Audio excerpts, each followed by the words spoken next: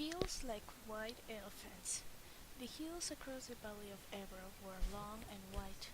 On this side there was no shade and no trees, and the station was between two lines of rails in the sun.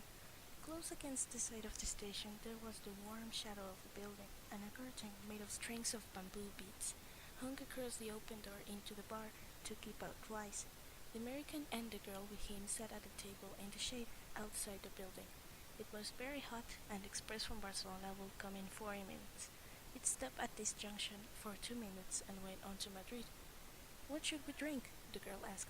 She had taken off her hat and put it on the table. It's pretty hot, the man said. Let's drink beer. Dos cervezas, the man said into the curtain. Big ones?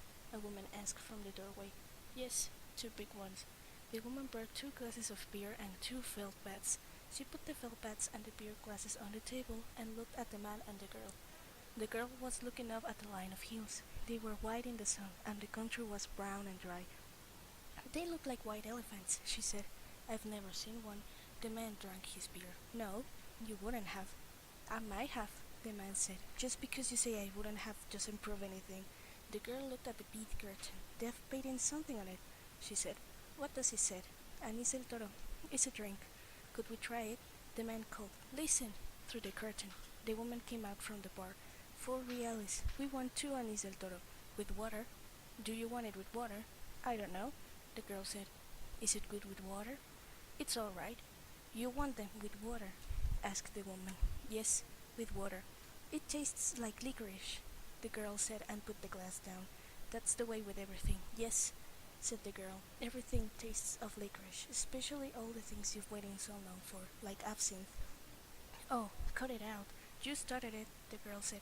I was being amused. I was having a fine time. Well, let's try and have a fine time. All right? I was trying. I said the mountains looked like white elephants. Wasn't that bright? That was bright. I wanted to try this new drink. That's all we do, isn't it? Look at things and try new drinks? I guess so. The girl looked across at the hills. They are lovely hills, she said. They don't really look like white elephants. I just meant the coloring of the skin through the trees. Should we have another drink? All right. The warm wind blew the bead curtain against the table. The beer is nice and cold, the man said. It's lovely, the girl said. It's really an awfully simple operation, Jake, the man said. It's not really an operation at all. The girl looked at the ground the table's leg rested on. I know you wouldn't mind it, Jake. It's really not anything. Just to let the air in. The girl did not say anything. I'll go with you and I'll stay with you all the time. They just let the air in and then it's all perfectly natural. Then what will we do afterward? We'll be fine afterward, just like we were before. What makes you think so? That's the only thing that bothers us. It's the only thing that's made us unhappy. The girl looked at the bead curtain, put her hand out to took hold of 2 of the strings of beads. And you think we'll be all right and be happy? I know we will. You don't have to be afraid. I've known lots of people that have done it. So have I, said the girl.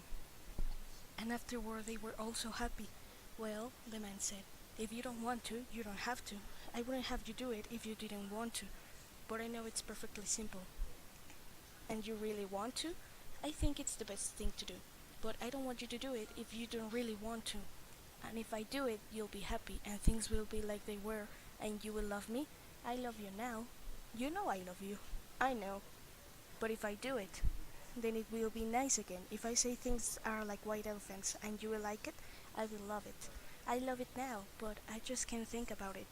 You know how I get when I worry. If I do it, you won't ever worry. I won't worry about that because it's perfectly simple. Then I'll do it because I don't care about me. What do you mean? I don't care about me. Well, I care about you. Oh, yes, but I don't care about me. And I'll do it and then everything will be fine. I don't want you to do it if you feel that way. The girl stood up and walked to the end of the station. Across, on the other side, were fields of grain and trees along the banks of the Ebro. Far away beyond the river were mountains. The shadow of a cloud moved across the field of grain, and she saw the river through the trees. And we can have all this, she said, and we could have everything, and every day we make it more impossible. What did you say? I said we could have everything. We can have anything. No, we can't. We can have the whole world. No, we can't. We can go everywhere. No, we can't. It isn't ours anymore. It's ours. No, it isn't. And once they take it away, you never get it back. But they haven't taken it away. We'll wait and see. Come back in the shade, he said. You mustn't feel that way. I don't feel any way, the girl said. I just know things. I don't want you to do anything that you don't want to do, nor that isn't good for me, she said. I know. Could we have another beer? All right. But you've got to realize, I realize, the girl said. Can we maybe stop talking? They sat down at the table, and the girl looked across the hills on the dry side of the valley, and the man looked at her and at the table. You've got to realize, he said, that I don't want you to do it if you don't want to. I'm perfectly willing to go through it if it means anything to you. Does it mean anything to you? We could get along. Of course it does. But I don't want anybody but you. I don't want anyone else, and I know it's perfectly simple. Yes, you know it's perfectly simple. It's all right for you to say that, but I do know it. Would you do something for me now? I'll do anything for you. Would you please, please, please, please, please, please, please stop talking? He did not say anything but look at the bags against the wall of the station. There were labels on them from all the hotels they had spent nights. But I don't want you to, he said. I don't care anything about it. I'll scream, the girl said. The woman came out through the curtains with 2 glasses of beer and put them down on the damp felt pads. The train comes in 5 minutes, she said. What did she say? Asked the girl. That the train is coming in 5 minutes. The girl smiled brightly at the woman to thank her. I'll better take the bags over to the side of the station, the man said. She smiled at him. All right, then come back and we'll finish the beer. He picked up the 2 heavy bags and carried them around the station to the other tracks. He looked up the tracks but could not see the train.